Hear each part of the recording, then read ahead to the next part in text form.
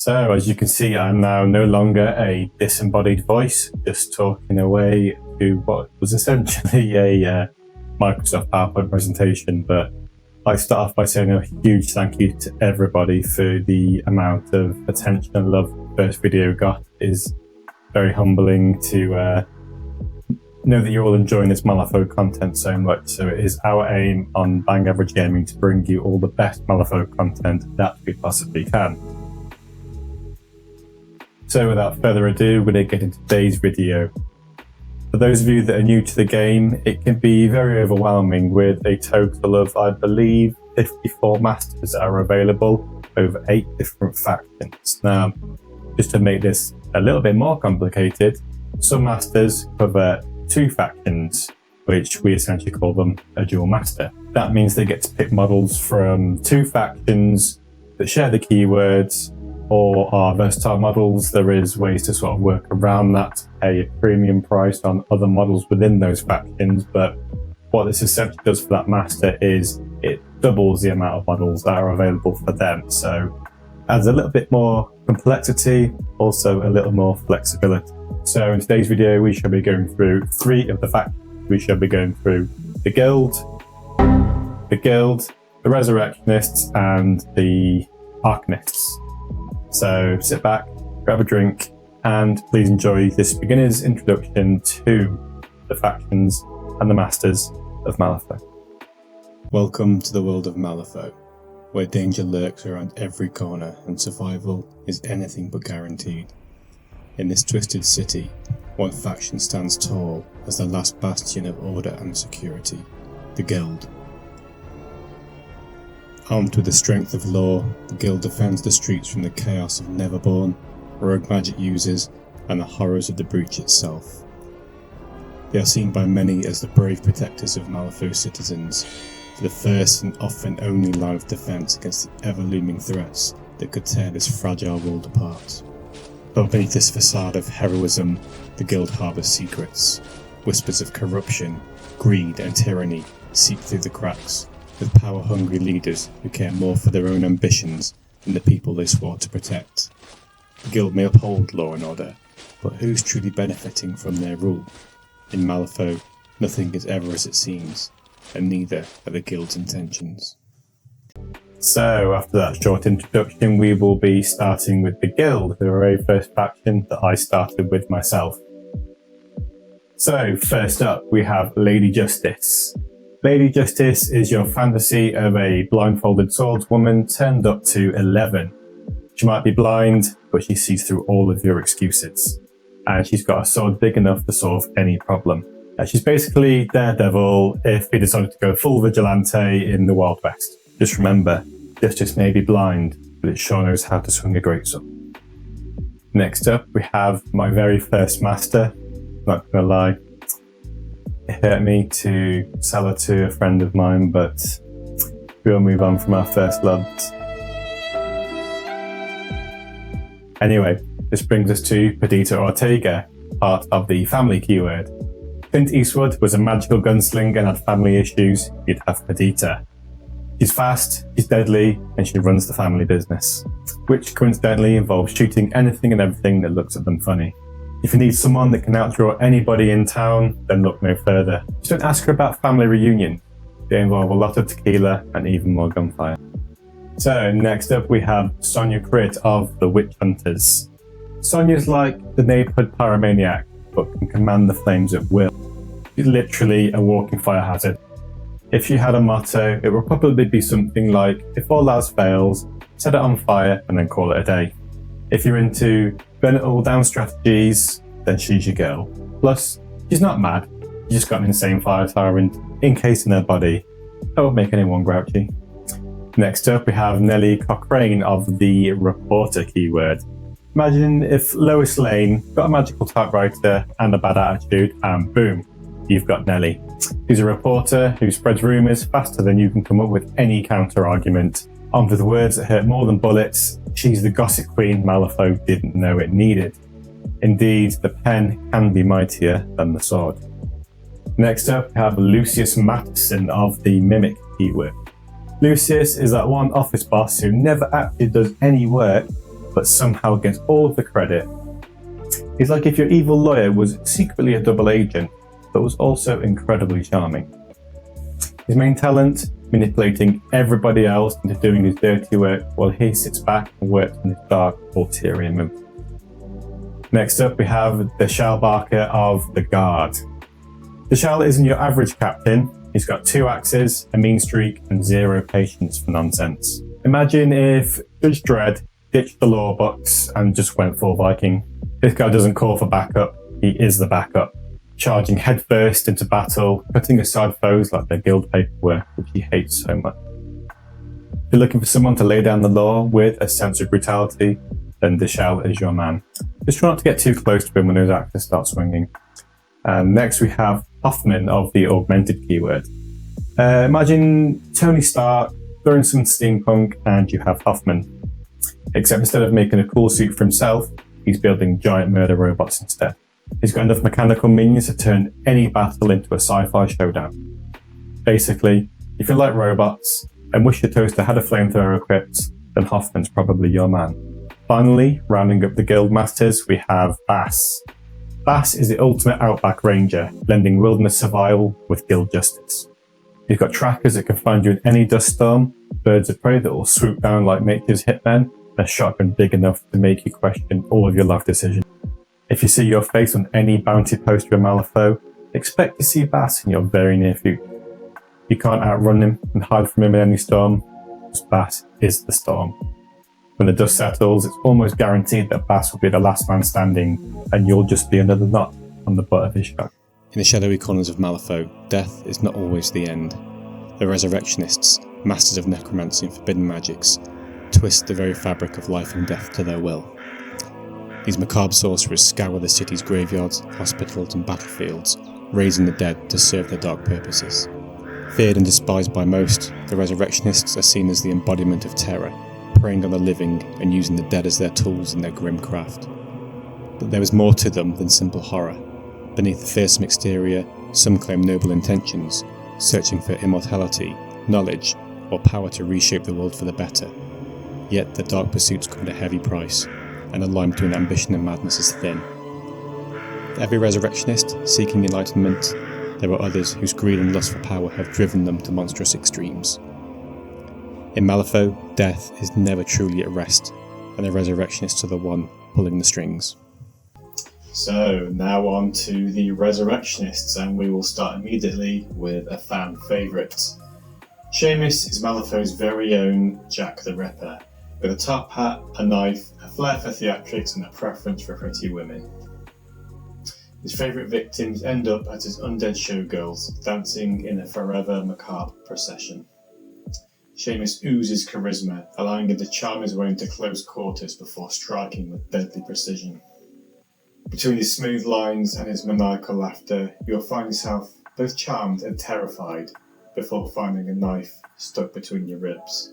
Before you know it, you'll be part of his undead legions, waging their war upon the guilds and the other factions of Malifaux.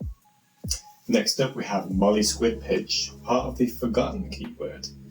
Molly is what happens when a sassy journalist becomes an undead ghoul and is forced to write her own obituary. She's undead, sure, but that doesn't stop her from being the most sarcastic spirit in Malifaux. With her gang of ghouls in tow, Molly makes sure the afterlife comes with plenty of attitude. Not to mention, she pushes her head around in a pram. Who knows why? Next up we have Karai's, part of the Urami keyword.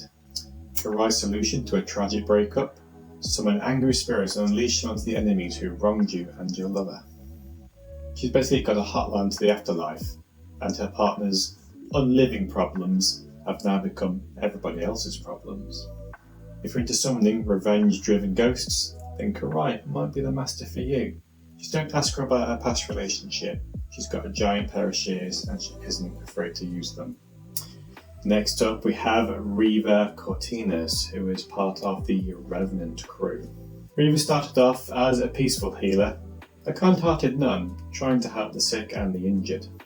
Then she discovered the whole raising dead with fire thing, and let's just say that escalated her healing abilities somewhat. Now she's a nun with a flaming scythe who summons ghouls to come and do her bidding. If you need someone to deliver last rites and burn on the battlefield, then Reva's your gal. If you see someone approaching on horseback with a scythe, it may not be the usual suspect of death. It could be something far, far worse. Because to Reva, her and death are one and the same. Next up is the dual faction master of Yan Lo, who shares both the Ten Thunders and the Resurrectionists. He shares the Ancestor and Retainer keyword. Yan Lo has been around for centuries, so basically he's Malifaux's grumpy old grandpa, if that old man could raise the dead and channel the power of ancient guardians. Next up is Dr. McMorning, part of the experimental keyword. Dr. McMorning is what happens when your friendly neighbourhood doctor decides that playing with body parts is more fun than following the Hippocratic Oath. He's part surgeon, part mad scientist, and 100% likely to make your skin crawl, literally. If you've wanted a medical procedure done by a guy who considers attaching bodily upgrades as compulsory, McMorning is your guy. You'll end up in stitches. Again, quite literally.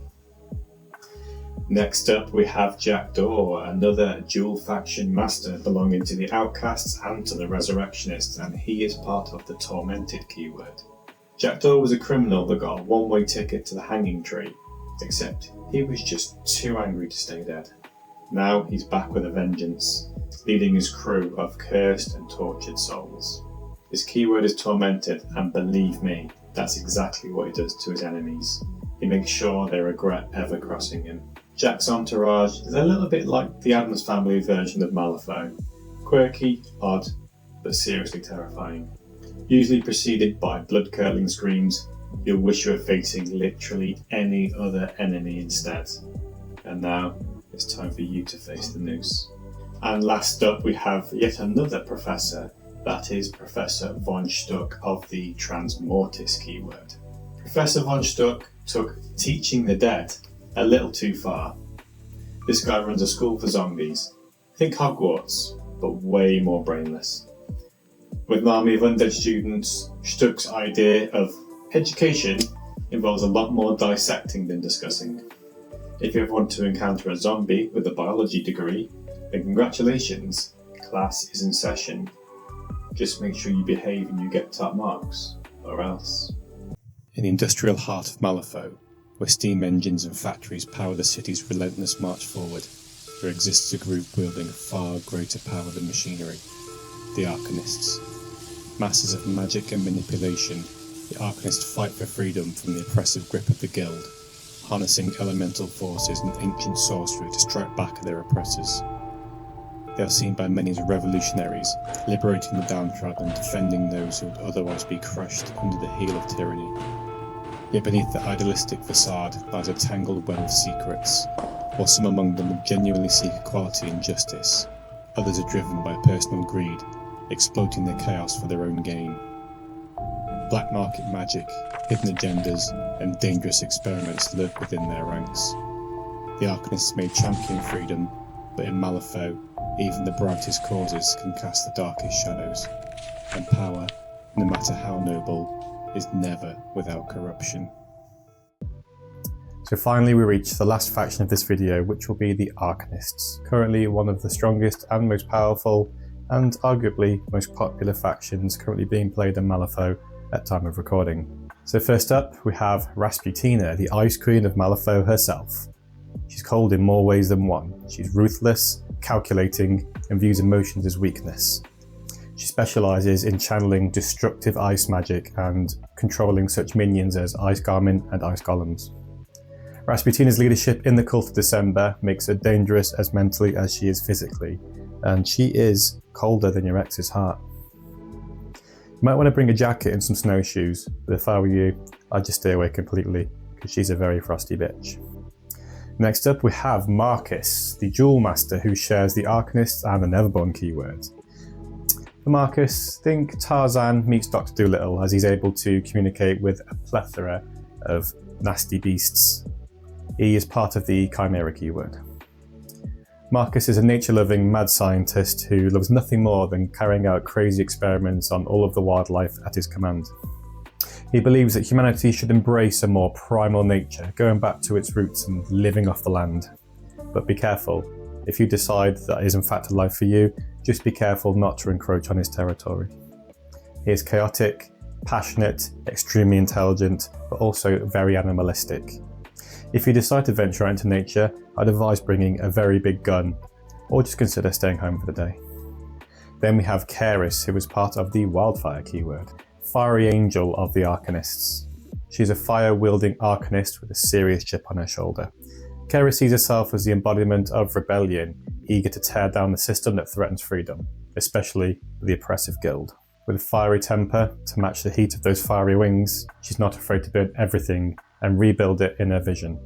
She's determined, hot-headed, and prone to making enemies of just about everybody that she meets, even fellow Arcanists.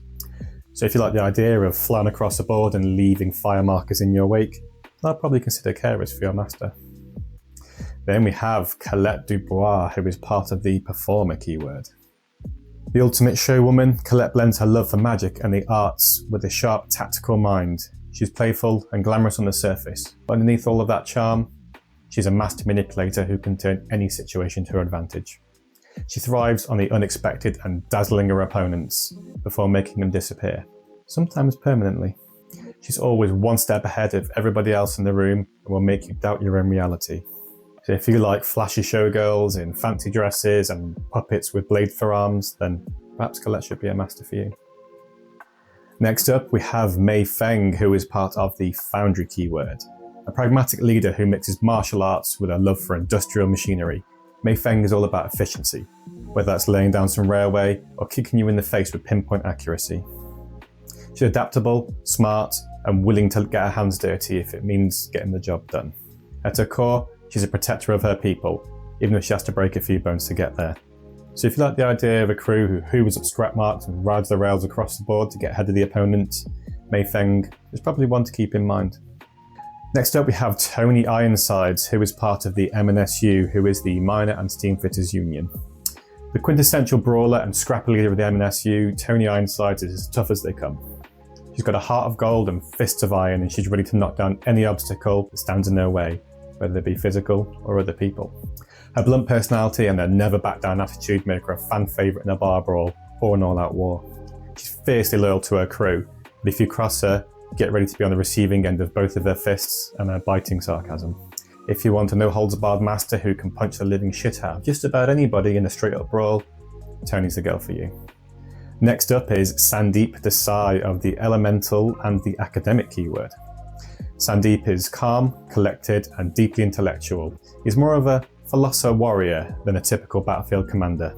His connection to elemental forces and his students make him wise beyond his years, but don't mistake his patience for weakness.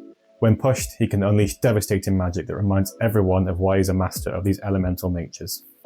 His leadership is rooted in teaching and learning, always trying to balance the mystical with the practical. So if you can't decide whether you'd like to freeze your opponents, set them on fire, poison them, or slow them, why not have all of them? In that case, Sandeep is the master for you. And moving to the final Arcanist Master, we once again have Charles Hoffman. Hoffman is a man of two worlds, one organic and one mechanical. Though he's often soft-spoken and reserved, don't let that fool you. He's driven by an unyielding belief in progress and perfection. As a half-cyborg himself, he has a deep understanding of machines and he commands them with precision that mirrors his own dual nature. Logical and methodical, Hoffman sees every challenge as a problem to be solved, either with careful strategy or brutal mechanical force. So if you'd like to drown your opponent in a sea of armour, oil and blades, then Hoffman might be the master for you. So that wraps up our overview of the Guild, the Resurrectionists and the Arcanists. Maybe you're brand new to the game and you're still a little bit on the fence about who to go and pick. Hopefully this video has given you some kind of insight. If you played the game for a while already and you're thinking about maybe dipping into a different faction or a different master within their own selective faction, I really hope this has also been of some value to you. In the next video we will be covering the Neverborn, the Outcasts and the Bayou. So if those are some factions you have your eye on or you just wish to know a little bit more, then stay tuned. I'm Jono from Bang Average Gaming and thank you very much for watching this video. We shall see you in the next one. Until then, have a good one.